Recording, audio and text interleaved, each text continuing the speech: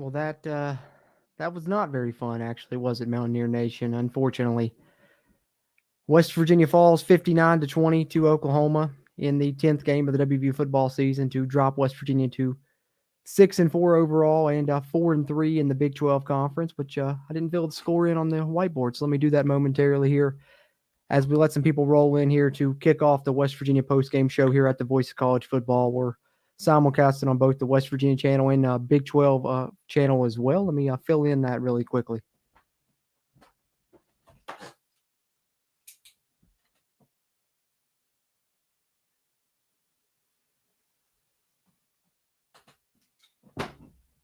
There we are. And let's get into it, guys. Appreciate you all being here.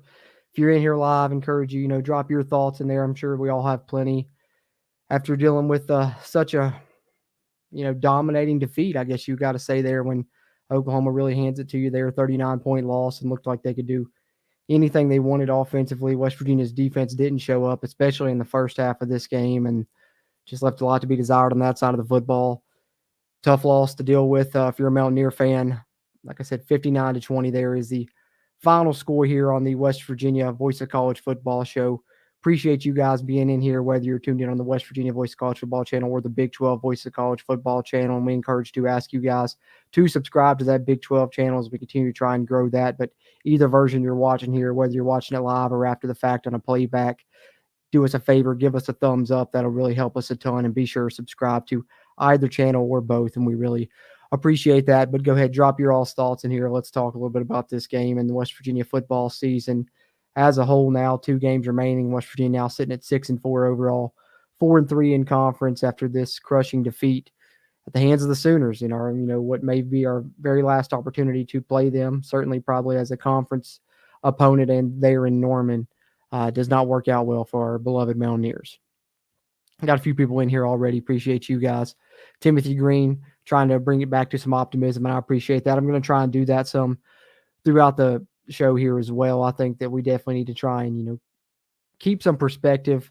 I always try and find a silver lining. You guys know me. That's something I always try and do, is remain optimistic as much as possible, even when it's hard to do that. And certainly this is a time where it's going to be hard to do that, but there are definitely a lot of ways that we can remain that way, and this is one of them. It's one I tried to point out on social media during the game as well, Timothy.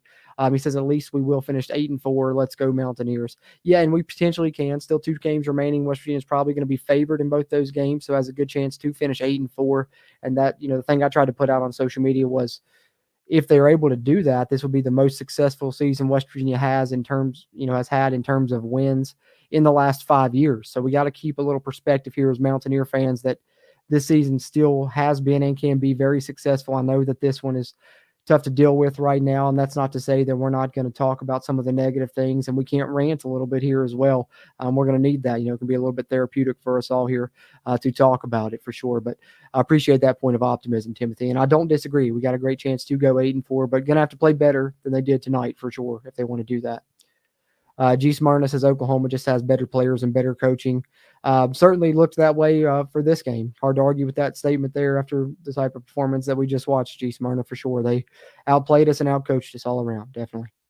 Tim Bales says he hopes we can finish 8-4, as do I, Tim. Appreciate you.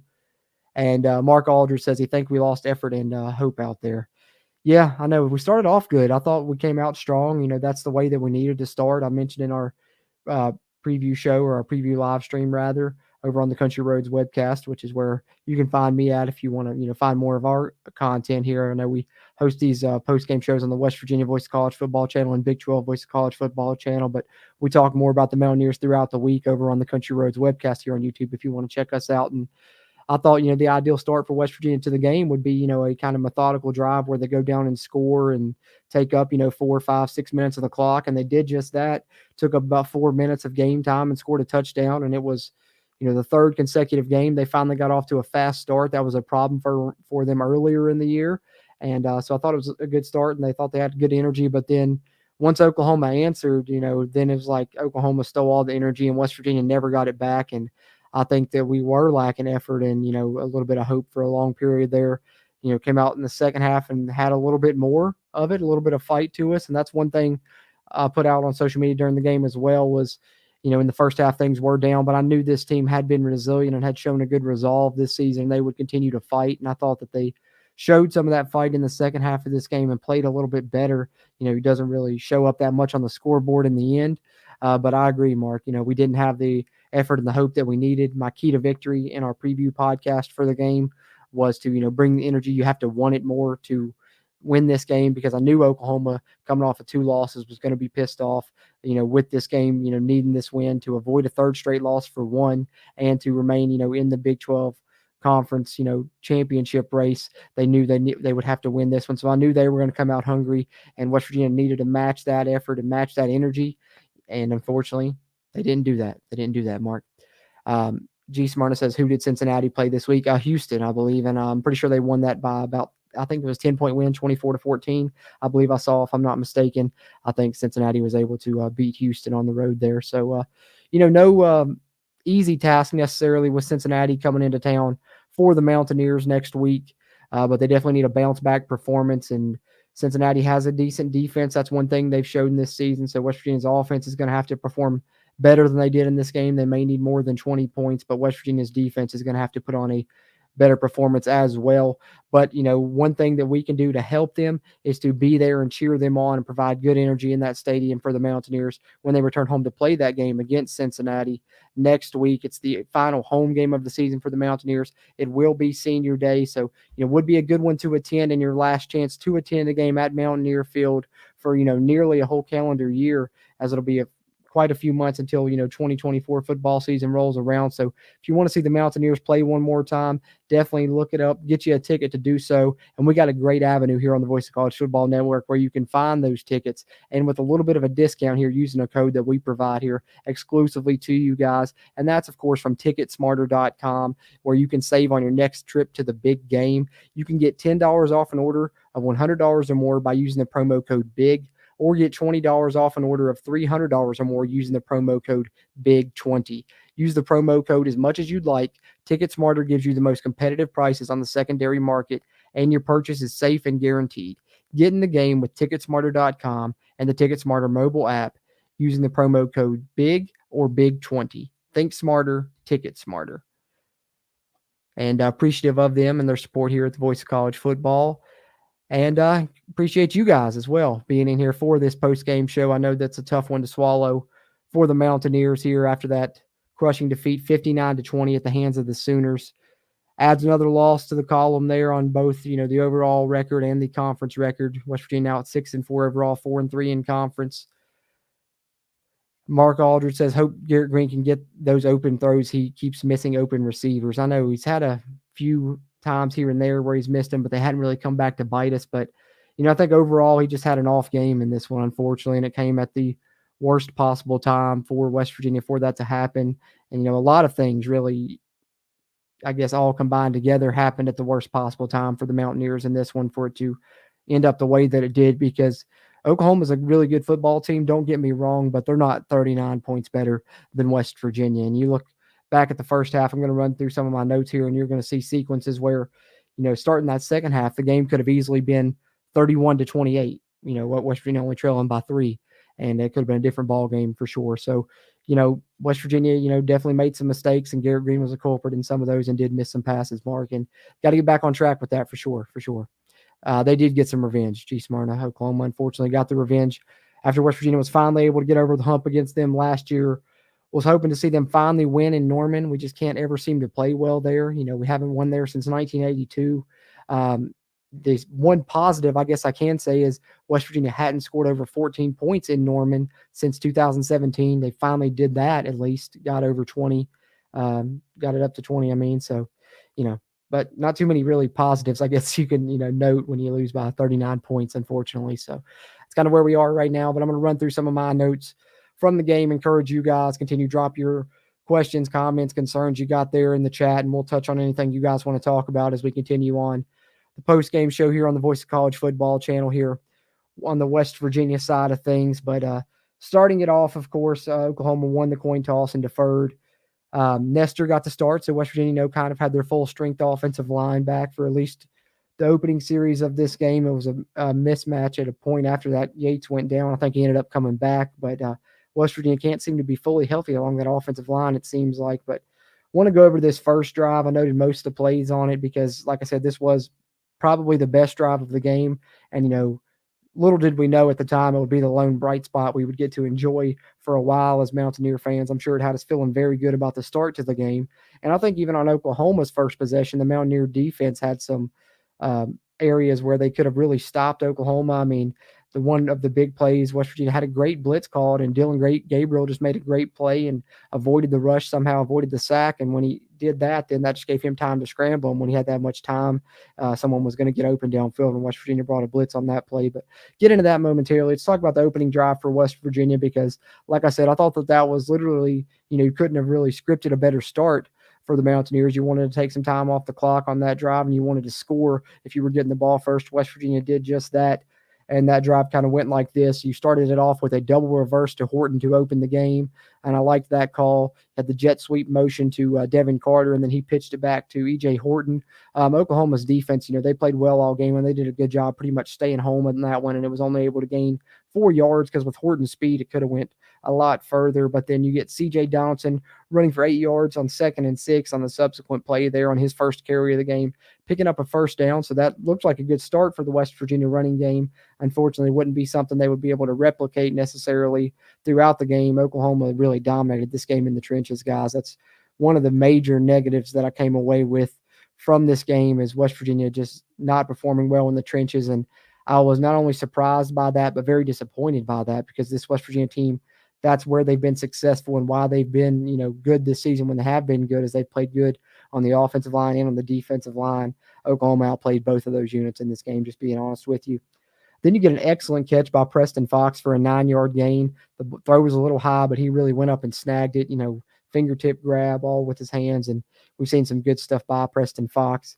And yet again, later on this drive, it would be 3rd and 1 on the Mountaineers' opening drive, and they would hand it off to Fox on a jet sweep. And I liked that play call, and it's something that I wish West Virginia would have done more, especially when we get into, later in these notes, we'll talk about it. When West Virginia got, some of those goal line stands, West Virginia had it on the 1-yard line. I would have loved to have seen something going outside. West Virginia wasn't really getting any push trying to go up the middle on the goal line. Some of the play calling in those goal-to-go situations may be questionable, but also some of that is on, like I said, the play in the trenches. You've got to count on your guys to be able to get a yard or two, and you're going to want to count on CJ, your 240-pound back, to be able to get a yard as well. At times this season, he's even been stuffed and had second effort to be able to get that. He's had, lower pad level and good drive. Thought he was upright too much in this game. And then, of course, you accompany that with the offensive line getting dominated in those short yarded situations, and it's a recipe for disaster. But before we get to that, let's talk a little bit about the success West Virginia had early following that jet sweep to Preston Fox for the first down on 3rd and 1. You get the play action sell/corner route to Devin Carter that West Virginia has found success with since they've moved him to, playing more inside receiver. That picked up 32 yards and a big first down for West Virginia. Then you get a nice tunnel screen to Traylon Ray for 7 yards. And this was a play that West Virginia called, a few times in this game. And, later in the game, they called it at a really perfect time. It might have been a touchdown. The throw was a little bit off. Ray couldn't haul it in. More on that later. Then you get the touchdown for West Virginia on the play, which is C.J. Donaldson off the left side behind Brandon Yates pulling, breaks a tackle, gets to the end zone. The middle linebacker Stutzman for Oklahoma kind of overplayed that, or I guess didn't, scrape over far enough across the top there. C.J. was able to get around the edge and get into the end zone for the first touchdown of the game for the Mountaineers. And that opening drive was a great start. And like I said, good thing we had that because we wouldn't have many bright spots for a while after that. And continue on in my notes here momentarily. Let me take a swig of my coffee, but I encourage you guys to continue to drop your thoughts there in the chat as I go through these notes here, and I'll touch on some of your all's thoughts on the game as well as we continue throughout here.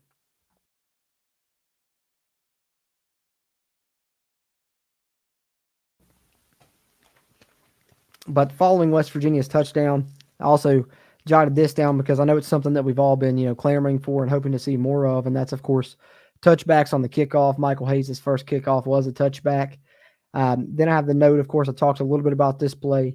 West Virginia brought Marcus Floyd on a blitz, and it looked like he had Dillon Gabriel, dead to rights, but somehow Dillon Gabriel kind of sidesteps it and avoids the sack. It's just something that he's really good at. He has good pocket presence, and Dillon Gabriel just played a very good football game tonight, just to be honest with you. I know Oklahoma fans, for whatever reason, have been hard on him, have been hard on Jeff Lebby. I don't understand that. Their offense is dominating. When you look at the Big 12 ratings, Dylan Gabriel's, had a great season. So don't understand, their complaints there. But, this was one of his first really good plays that I thought was impactful, because if West Virginia sacks him there, it's, West Virginia has a huge advantage, has a chance to get the football back up 7-0. Instead, he's able to avoid that on the blitz from Floyd. And when, like I said, he avoids that, then scrambles around for a second, and someone's going to come open when West Virginia brings the blitz like that. And of course, it created a big play, 22-yard pass to Stogner, who had a good game for Oklahoma there at the tight end position. Then you get Gavin Sawchuk, busting a 20-plus yard run on the next play, putting Oklahoma down to the 3-yard line, and would be one of several chunk runs he would bust off. I kind of predicted in our preview podcast leading up to the game that he would kind of become the focal point of the Oklahoma run game. I thought he was really coming on at running back for them, and he certainly showed that in this game. Then you get Dylan Gabriel punching it into the end zone on a rushing touchdown on 3rd and goal. West Virginia gets the ball back, has a successful play on first down. I believe it set up about a 2nd and 6, 2nd and 7, if I'm not mistaken. And it looks like, shootout engaged. The Mountaineers are going to come right back at the Sooners. But you get a false start on 2nd down. And it's just, I know it's something little, but it's something that's, hurt West Virginia at times this season when they haven't been disciplined. They've had penalties and such. And, it was a sequence in this game when you're at that point, at kind of a tipping point in the game where really you can score and kind of regain the momentum.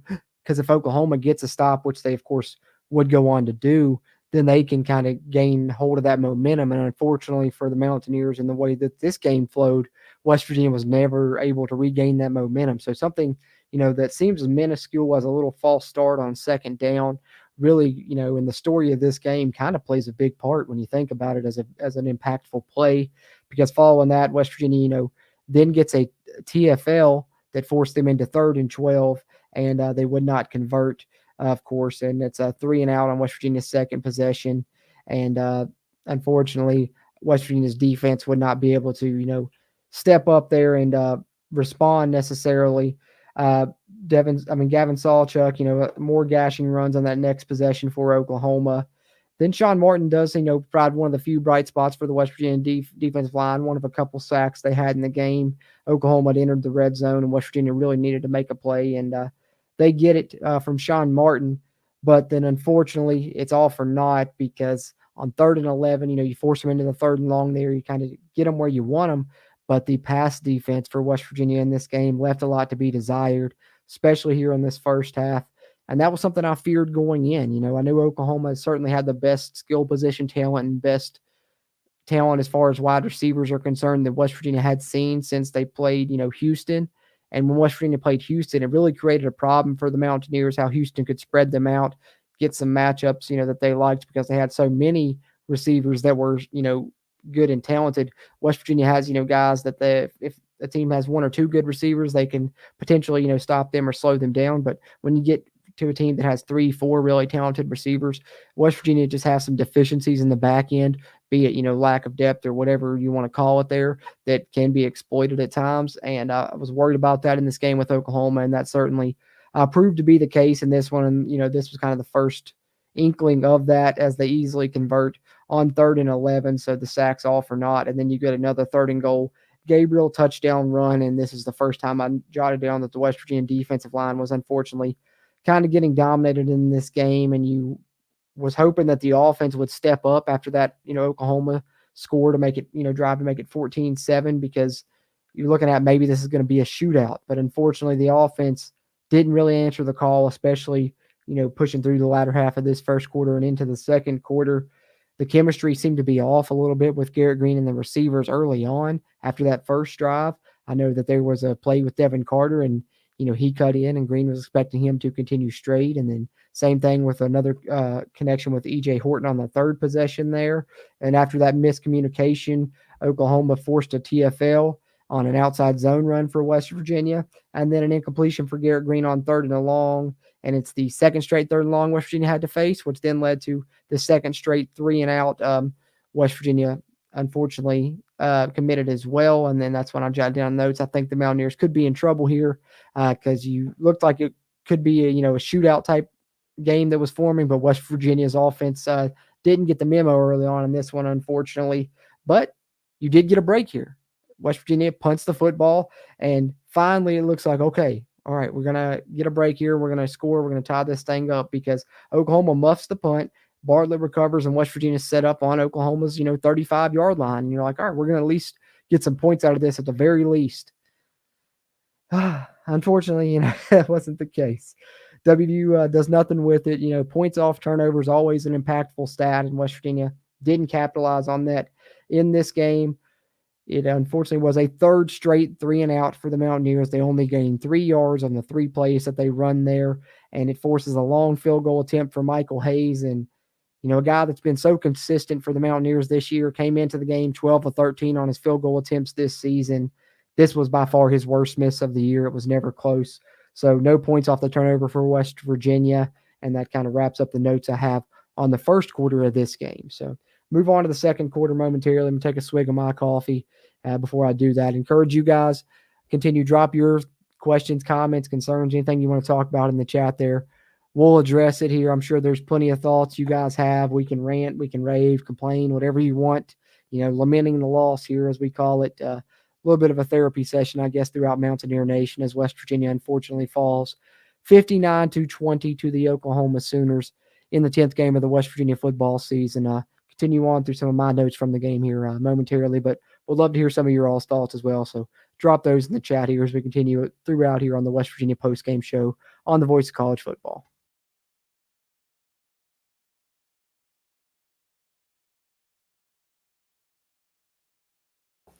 Much better there, much better. All right, getting into the second quarter now, and unfortunately, the first play of the second quarter would showcase some of that, bad passing defense that West Virginia put on display in this game, unfortunately, or I guess good passing offense for Oklahoma, if you want to look at it that way. But Nick Anderson, we knew he was the big play threat, came into this game leading the nation in yards per reception and did nothing to, lower his number in that statistic, on a lot of his receptions in this game, and especially on this one, as the first play of the second quarter was a way too easy Nick Anderson 63-yard gain, post route, and just, wide open. Luckily, Beanie Bishop makes a tackle to stop him on the 5-yard line.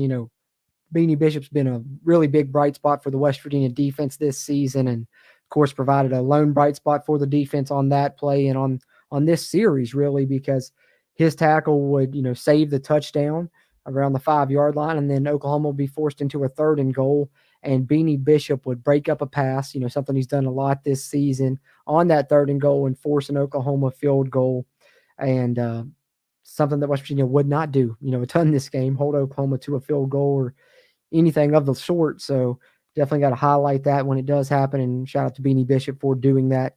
Not only not giving up on the play, and I believe that's the one where he came across the field, if I'm not mistaken. I know there was a couple times in this game Beanie Bishop made tackles near the goal line to save, touchdowns at the time. I think one time it still resulted in a touchdown, but on this one it did not. Forced an Oklahoma field goal after his pass breakup on 3rd down as well. So shout out to Beanie Bishop. I know the West Virginia pass defense left a lot to be desired today, but he still did have some standout moments, as he has throughout the entire season.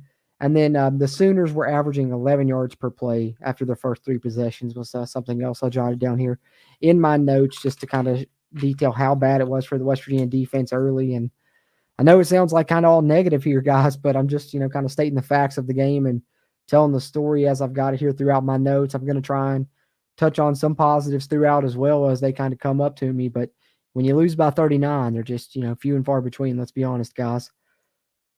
The second quarter, though, continuing on here, after that Oklahoma touchdown, West Virginia has another bright spot play on special teams. They recovered a muffed punt from Oklahoma, and the Oklahoma punt returner would actually muff a couple of those. And I think, more so than anything being on him, the coaching staff has talked about West Virginia punter Ollie Straw and how different his punt is and how hard it is to catch at times, and he can deliver it different ways. So I think maybe that was one of those reasons that he muffed a couple of those. West Virginia was able to recover the one that I talked about earlier. They wouldn't recover the one later, but those were good special teams plays for the Mountaineers.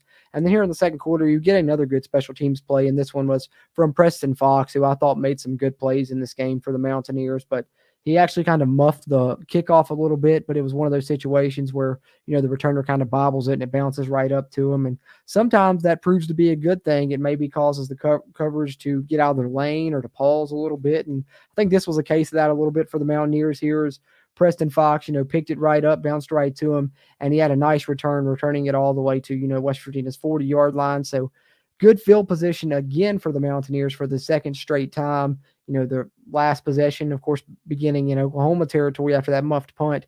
Then they get a positive special teams play here, get good field position again near midfield, needing to score badly, but they can't do it. They get a nice gain. Looks like they're going to put a nice start to the drive together. Get to 3rd and 1, and it's a TFL for Oklahoma. Unfortunately, I jotted down in my notes, getting dominated up front still at this point in the game. And, little did I know that would continue kind of for the entire game. Oklahoma just doing a great job in the trenches. West Virginia struggled to get any push in short yardage situations. This was kind of the first time that was evidenced. West Virginia gets to a 3rd and 1, stuffed for a TFL. And at that point, West Virginia was 1 of 5 on 3rd down conversions, deciding to go for it on 4th and 1 near midfield, and does not convert it. West Virginia ran a nice little shallow cross mesh type play, and Garrett Green threw it to, I believe it was Preston Fox, who was kind of involved in the shallow cross mesh type deal right there. But sitting behind him, right wide open, was Devin Carter, and Garrett Green just never saw him, or West Virginia probably would have had a conversion on that 4th down. But instead, West Virginia turns it over on their own side of the field in a game where they were already trailing. So just a bad situation, gets even worse there for the Mountaineers. They go, 3 and out yet again, or I guess 4 and out you can call it this time, for the 4th straight time. So 4 straight 3 and outs there at that point for the Mountaineers here in the second quarter. And then, unfortunately, the Oklahoma offense would continue to dominate on conversion downs. They would face a 4th down on their subsequent possession, but Dylan Gabriel hit Austin Stogner on 4th and 5 for the conversion. And then another conversion on a conversion down. They were dominating on those conversion downs. As I said, Dylan Gabriel keeps a read option, gains 20-plus yards, sets Oklahoma up with 1st and goal. And then it's an easy play action touchdown pass going back to Stogner again. And, just jotted it down here in the first half. The tight end was absolutely killing the Mountaineers. Stogner had a great game against the Mountaineers early in this one. And at this point, something I jotted down as well that I noted, Oklahoma had 12 snaps inside the red zone on their last 4 drives. West Virginia had 13 total snaps on their last 4 drives at this point. And WVU had 13 total yards on their 3 drives since their opening drive.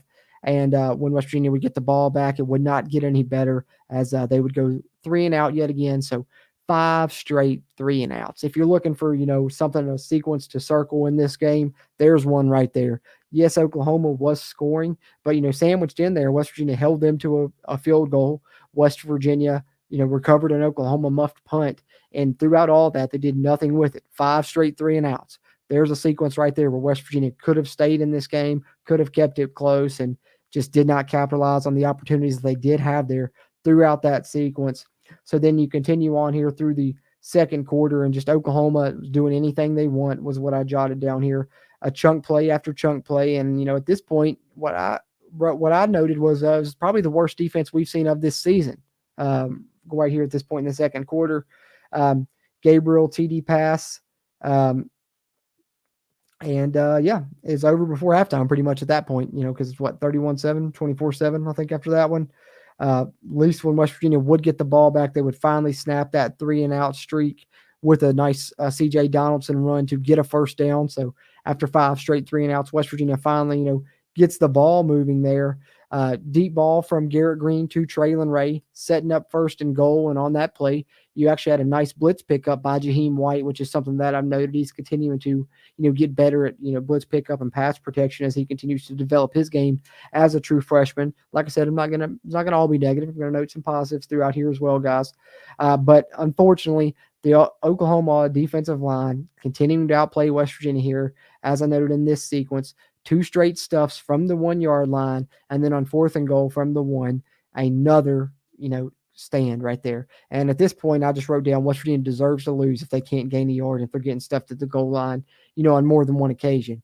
And so that's just, kind of how I felt about it. And I think I kind of still feel that way. I know it was kind of heat of the moment when I was making these notes, obviously, but I was angry then. I'm still upset now. And honestly, with the offensive line that West Virginia was professed to have going into the season, that we hope that they have, they should be able to get a yard, especially when they have, 2 or 3 chances to do so. And same goes for CJ Donaldson, 240 pounds. And we've seen him, be a tough runner that can get those yardages in tough situations like that. And in this game, he wasn't able to do that. And if West Virginia can't get a yard to get a touchdown, then they obviously don't want it enough to win. And they didn't want it enough to win in this game, clearly, with the result. So it's kind of something that I jotted down there. And then getting close to rounding out my notes here within the first half, Sawchuk busted another 20-plus yard run to put him over 100 yards rushing in the first half against the Mountaineers. So not only was the passing defense bad, the rushing defense was bad in the first half also. I think the rushing defense improved in the second half for the Mountaineers, but left a lot to be desired with, Gavin Sawchuk just tearing it up on the ground early. Then West Virginia, of course, Beanie Bishop with another pass breakup, but this was a should-be interception in his hands that he couldn't hang on to, unfortunately. Kind of been the story for him all year, but West Virginia finally does get another stop there. So there you see it again, another stop right there before the half. So if West Virginia was able to, convert, any of those chances they had earlier in this game, it would still be close at this point. They'd be getting the ball back. And guess what West Virginia did at that point? Finally put a big drive together to end the half with only a minute remaining. Something we've seen West Virginia do a good job of this season is when it has been 1-minute situations to end the half, to end a quarter. They've done a good job of scoring in those 2-minute situations. And I like when we go up tempo and the way our offense works. And West Virginia finally in that situation put a big drive together here. They desperately needed it, obviously, with Oklahoma getting the ball to start the second half, and you were down 31-7 at that point. But if you look at where you were at, you could have had a touchdown near the goal line. That's 31-14. And then if you hit the field goal, it's 31-17. And then, of course, West Virginia puts this drive together. What would that be? 31-24 at half. It could have been in this game. So really, those 5 straight 3-and-outs really hurt the Mountaineers a lot, especially, when one of them led to a long field goal that unfortunately you missed. But West Virginia's big drive they put together here at the end of the half featured a deep pass to Devin Carter on a post route. Then you get a defensive pass interference on a pass to Preston Fox, a fourth down conversion to Hudson Clement, and then you go right back to him again in the end zone, and you get a defensive pass interference against Hudson Clement. And I still am assuming that he's just not 100% yet, because I really don't think that West Virginia targeted him again after this sequence right here where they went to him on back-to-back plays, one of which being a big fourth down conversion. And he's someone that I'm hoping to continue to see get healthy, because he's obviously can be a weapon for West Virginia and can get open when they need, big time catches. He's made plays in clutch scenarios in multiple, times throughout this season. And this game did that here, but, didn't see him through the rest of the game. So I think that just goes to show, how talented he is, though, if he's doing that, not being 100% healthy. So you get the defensive pass interference on Hudson Clement, sets West Virginia up first and goal.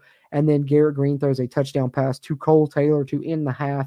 Oklahoma would go up 31-14 at halftime. So a little bit of life there for West Virginia to end the first half, or so we thought. Of course, the second half would not go the best for West Virginia either. I don't have nearly as many notes on the second half, obviously. It was pretty cut and dry from there, but I will touch on those here momentarily. I'm going to take a swig of my coffee, though, and catch up on some of your all's comments before I get there. Encourage you guys, continue to drop your questions, comments, concerns there in the chat as we continue on here on the West Virginia Postgame Show here on the Voice of College Football channel.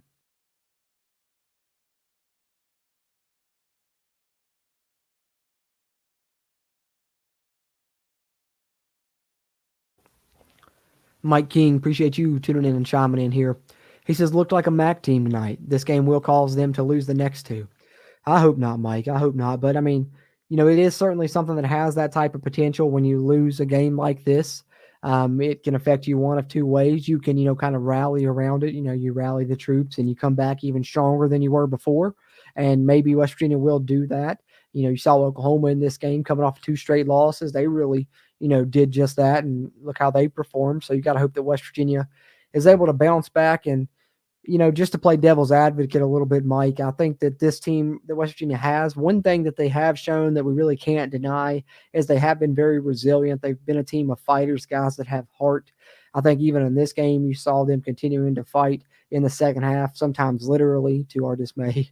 But they are a team that's going to really, I think, put their best effort forward in these final two games. They're going to want to finish with the best record they possibly can. They know how big finishing 8-4 would be for the Mountaineers, and so I think they're going to try their best to do just that.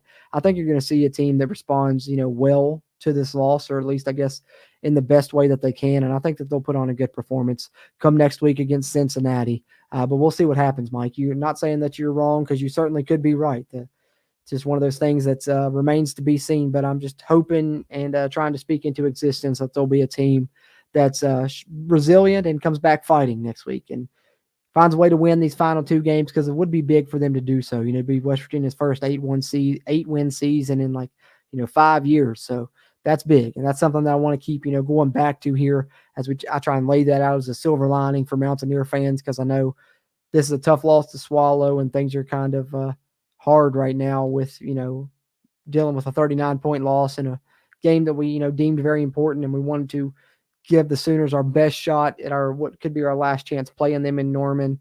And unfortunately, we definitely did not give them our best shot. And it sucks, but just kind of the way it happened and just where we are. All we can do is move forward and hope West Virginia bounces back and plays well in those final two games. But appreciate your comment there, Mike. I'm get ready to catch up on my notes here that I have through the second half. Like I said, not too many on the second half. Pretty cut and dry from here on out. But getting into it, moving on to the third quarter, where unfortunately Oklahoma got the ball first, and you were hoping for a stop if you're a Mountaineer fan, but Oklahoma picked up right where they left off, and I even wrote down why even take notes now. And I think for a good point there, I didn't really, and I didn't take very many throughout the second half, as I said there. Stoops wanted it more than WVU on the 60-yard touchdown. He finished is what I jotted down there. And that's, kind of just goes back to my key to victory heading into the game. Who wants it more? Who's going to bring the energy? And unfortunately for us Mountaineer fans, the answer to that was Oklahoma. And definitely Drake Stoops in this game also, setting a career high in receiving yards. And he did it through, 3.5 quarters, I believe. And Oklahoma's 60-yard touchdown, he caught the ball up the sideline, cut across back to the middle of the field, made a guy miss, and then, kind of carried a guy on his back essentially into the end zone. And he's not a very big guy. It was surely effort and just want to. Like I said, he wanted it more. He got the touchdown. He finished on that play. That was how you finish a run right there, the way that Drake Stoops did on that touchdown. So, unfortunately, Oklahoma picks up right where they left off there in the second half. But like I said, going to try and lay out some points of positivity throughout here, some little nuggets. And one of those that we've got is WVU scoring a third quarter touchdown on Oklahoma. That's only the second time that Oklahoma this entire season has allowed a touchdown in the third quarter. I think Kansas was the only other team to score that touchdown. So West Virginia does get a third quarter touchdown on the Sooners. Garrett Green to Devin Carter there. And West Virginia would go for two, try and make it a 16-point game, try and make it a two-possession contest. Garrett Green to Preston Fox, but it's incomplete. I don't know if he would have been in the end zone or not. He was right there at the goal line, but couldn't haul it in either way. So WVU, at that point would score. That would mean West Virginia would go over 14 points, as I said earlier. First time scoring over 14 points in Norman since 2017. But that would unfortunately be the last points West Virginia would get, as well as we know, of course, by the final score. And West Virginia finally forces a 3-and-out, though, on Oklahoma there in the third quarter. So that was a positive sign for the Mountaineers, at least there defensively. And we did see some of those in the second half. I guess it's kind of a redundant to say because it really couldn't have gotten any worse for West Virginia, but they played better on defense in the second half. At least I wouldn't say they played good by any means or even up to par, but they played better than what they did in the first half. At least we had that going for us. They forced that 3-and-out, which came on, the second sack of the game for the Mountaineers. Mentioned Sean Martin had one earlier. Then Jalen Thornton gets one on this third down here in the third quarter.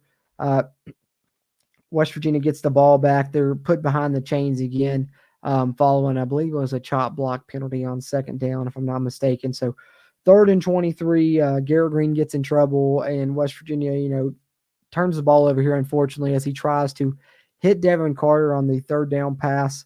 The ball's tipped up into the air, and Oklahoma intercepts it off the tip. unfortunately, and I wrote that should seal the game. Any comeback hopes West Virginia had at that point were kind of dashed. And unfortunately for West Virginia, those tipped passes didn't go their way in this one.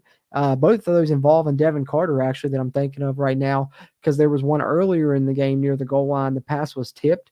And when it came down, it literally pretty much hit Devin Carter, like rolls down his chest and bounces off his legs. But it's one of those things where once the pass was tipped, he never saw where it went.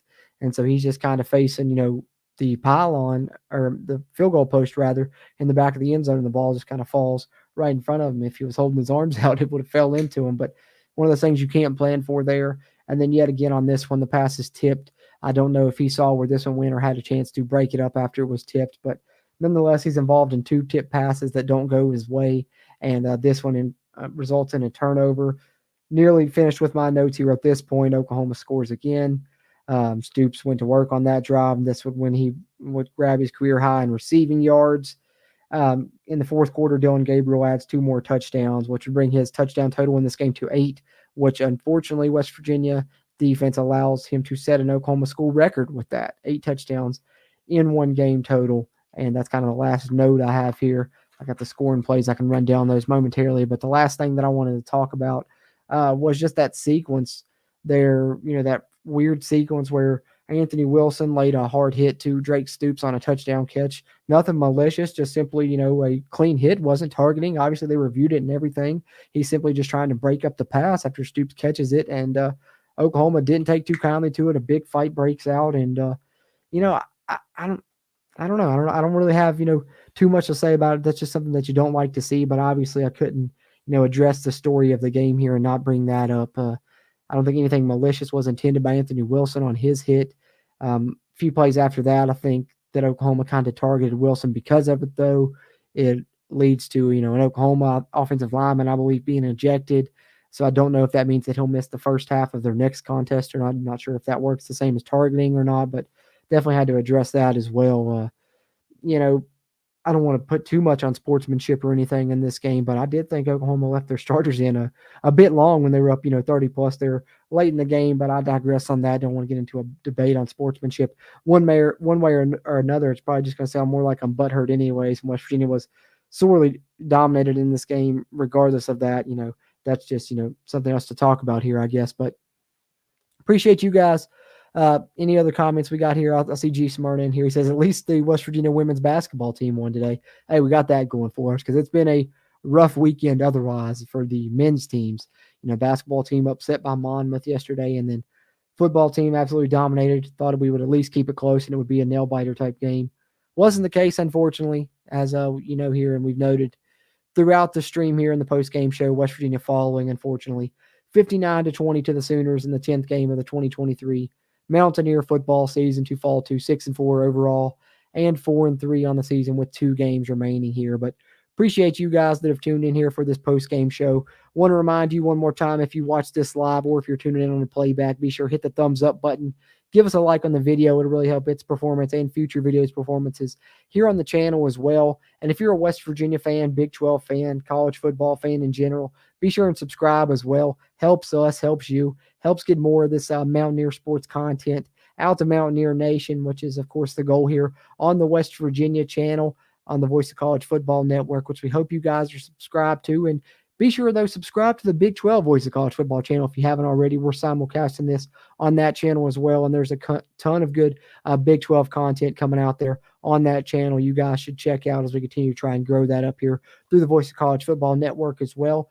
But if you like me and hearing me talk about the Mountaineers, you can find some more of that over on our channel as well. We're the Country Roads webcast. I'm going to post a link to our channel in the chat there where you can find us here on YouTube. And, of course, you can find our show on the audio side as well. We're available on all podcast platforms for our 2 long-form podcast episodes we release every week. And then other than that, we do some YouTube exclusive stuff, a couple live streams a week, player grades videos, depth chart updates, roster updates, recruiting updates, things like that. And we also cover WVU basketball. So if you're a West Virginia fan, be sure subscribe to us at Country Roads Webcast as well, just like you're subscribed here to the West Virginia Voice of College Football channel and the Big 12 Voice of College Football channel. You are, right? I know you're subscribed. If not, you're going to get on that. Absolutely you are. And hit that like button, please, if you haven't already. But appreciate you guys that have tuned in here live. I'll just run down the scoring summary here to get ready to close it out. Encourage you guys one more time. If you got any thoughts here on this game, drop them in the chat there. I'll touch on them one more time. Other than that, I'm just going to run through this scoring summary and get ready to close up shop here with this post-game show following the West Virginia-Oklahoma game here on the West Virginia Voice of College Football channel and Big 12 Voice of College Football channels. First score, of course, was a 13-yard CJ touchdown run to make it 7-0 West Virginia in the first quarter. Then later in the first quarter, with 8 minutes to go, you get the 2-yard Gabriel touchdown run, makes it 7-7. Then it would be 14-7 OU. Late in the first quarter, another 2-yard Dylan Gabriel touchdown run. Then Oklahoma would strike early in the second quarter, just under 14 minutes remaining, to make it 17-7 on the Zach Schmidt 23-yard field goal. Then 9 minutes remaining in the second quarter, Oklahoma State would score again. This time, Dylan Gabriel would throw his first passing touchdown of the game, 3-yard pass to Austin Stogner to make it 24-7. 3 minutes later and some change, Dylan Gabriel finds Gibson, for a 32-yard touchdown pass to make it 31-7 Oklahoma. And then West Virginia finally gets back on the board just before halftime with 7 seconds remaining in the second quarter as Garrett Green hits Cole Taylor on a 3-yard touchdown pass. Moving into the second half, Dylan Gabriel has a 60-yard touchdown pass to Drake Stoops to kick off the scoring in that half, just over a minute into the half. 38-14 Oklahoma advantage at that point. Then Garrett Green would throw a 7-yard touchdown to Devin Carter with 9 minutes and 28 seconds remaining in the third quarter to make it 38-20 Oklahoma, as West Virginia was unable to convert a 2-point conversion try. 4 minutes and 34 seconds remaining in the third quarter, Oklahoma scores yet again. Dylan Gabriel, 9-yard pass to Drake Stoops, which would be the first of 2 of those in back-to-back times, as to begin the fourth quarter, Dylan Gabriel hits Drake Stoops again for a 9-yard touchdown pass. And then, of course, the final score of the game being Dylan Gabriel yet again, his 8th touchdown of the game, an Oklahoma school record, a 5-yard touchdown run to make it 59-20 Oklahoma. With just under 8 minutes remaining in the contest, that would give us our final score in the game, of course, the 59-20 margin that we end up with here, unfortunately. That is West Virginia's 4th loss of the season overall and their 3rd loss in Big 12 conference play. They'll look to add a check mark in the win column next week and hopefully bounce back as they return home to face Cincinnati in Morgantown in what will be Senior Day, the final home game of the 2023 season. And, if we're looking for a silver lining, the silver lining, as I've stated here, time and time again throughout, is West Virginia has 2 games remaining. They should potentially be favored in both of those contests, have a great chance to win both of them, finish the season at 8-4 overall. Been quite a while since West Virginia's won 8 football games, and that would be 6 conference wins, and it's been a very long time since West Virginia's won 6 conference games here in the Big 12 as well, and would be one of their more successful seasons since they've joined the Big 12 conference. So we've got to keep that in our minds as Mountaineer fans. I know we're down now after this loss. It's going to be a tough week to get through, but as we progress through it, just try and remain positive, knowing that West Virginia can potentially win 2 more football games and have a successful season still yet here in 2023. And hopefully we'll get back to some more positivity on this next post-game show next week following that game against Cincinnati. And hopefully it's coming after a Mountaineer victory. Excited to get back here and talk about it with you guys again here on the Voice of College Football channel. Subscribe to the West Virginia channel. Subscribe to the Big 12 channel. Whether you watch this live or on a playback, drop a thumbs up before you head out. We really appreciate it. Be sure and check out some more of our work over on the Country Roads webcast. Link to that there in the chat. Appreciate you guys that tuned in here and chimed in live. If you're watching on a playback, come back next week following West Virginia's game. Tune in live next time where you can chat with us, and hopefully it'll be a little bit more positive conversation. Unfortunately, negative end to the night for Mountaineer Nation this week, but better days ahead. Hopefully, the night is always darkest just before the dawn, as they always say. And West Virginia has 2 more games to go out and try and win in this 2023 season. Let's rally behind them and try and cheer them on to those victories as we look forward to those games. And the final home game next week against the Cincinnati Bearcats is where we'll start that off. We'll be back here to talk with you guys following that one on the West Virginia postgame show here on the Voice of College Football channel. I appreciate you guys. As always, I'm Jordan Cruz. And until next time, let's go Mountaineers.